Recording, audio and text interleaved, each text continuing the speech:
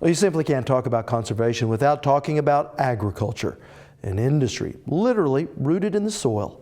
But the conservation needs of this state and its second largest industry have varied across both time and geography. To explain, here's our Austin Moore. Ernest Harold spent his childhood in the Oklahoma Panhandle at his father's side. He bought his first tractor in 1930. He'd farmed with a 6-horse team before that. Well, back then, 40 acres was a good day's work. He remembers rough years, even before the Dust Bowl descended. We didn't have that much dust until 34 and 5 along in there is when it really got bad. Before then, it was just Hoover poverty. On April 14th, 1935, Ernest went with his father to a community rabbit hunt 6 miles north of Hooker.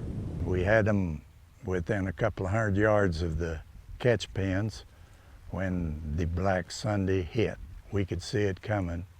It was just a rolling black cloud. When it was at its most extreme, you couldn't see your hand in front of your face.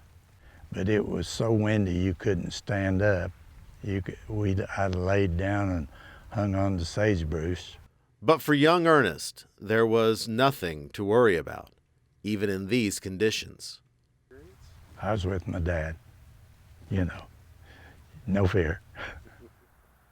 And while dust storms dominated the headlines of the 1930s, the untamed fury of our rivers wreaked its own devastation. Water was a wider challenge than most realized for Oklahoma in those years. While the western edges of the state languished with too little water, the water that did come in all parts of Oklahoma often came too fast. In 1932, a flood on the North Canadian River left 5 dead and 3,200 homeless in Oklahoma City. In 1934, 14 inches of rain fell near Hammond in only 6 hours, swelling the Washita River and claiming 17 lives. Agriculture learned better farming practices to deal with the droughts. And to deal with the rivers, we built dams, and with them created power and water supplies for a growing population. So today, water quality is at the forefront of conservation challenges in our state.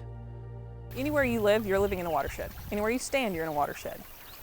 Anything you do in that watershed has the potential to get back to a body of water. Tashina Kirk works for the Oklahoma Conservation Commission, looking to protect the watersheds that feed our public thirst. Land's not flat. There's contours and ravines and valleys and hollers, and anything you do, if there's not something there to keep that action from getting to the stream, then it's going to get in the stream. I met Tashina in eastern Oklahoma, where the Nesho River feeds into Grand Lake. There she was working with Samuel Victor Jr., a local rancher, to improve the water flowing across his land. I have branches to this creek and that I have never ever seen run dry, and 3 years ago they did run dry. And so that was a big wake-up call for a lot of us.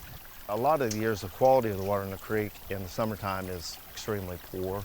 And you would see the cattle loathing and be around the water and then go walk about 3/4 mile to a pond. Working in partnership with the Conservation Commission and with a little help from the most recent Farm Bill, Sam was able to create an exclusion zone around his creeks and drill wells to water the cattle elsewhere. This provides cleaner water for the livestock and allows undisturbed native grasses to filter any runoff headed for the river. Obviously, the results for the cattle is much better, but it's a whole lot better for the grass. It allows the grass to recover itself much better and allows us to take care of it better, and the capacity allows us to run much more ahead of cattle. However, the economic benefits reach well beyond the pasture. if you're drinking water, somebody had to clean that water. The action of cleaning that water has a large economical cost. If the water's cleaner, that cost goes a little bit down, a little bit further down. And if we keep it cleaner, that's going to impact your water bill. Nice shiny machinery and everything is wonderful, and my cattle's all wonderful and that, but they'll all be gone one day. But the land is always here, and it's all going to depend on how I take care of it and whether I leave it in better shape than what it was. The land continues to provide challenges, but hard times produce wisdom that tends to endure. An old friend of mine years ago, he said, what you learn one year will make a darn fool out of you the next year on what kind of seed to plant and on that type of stuff. But good farm practices last on.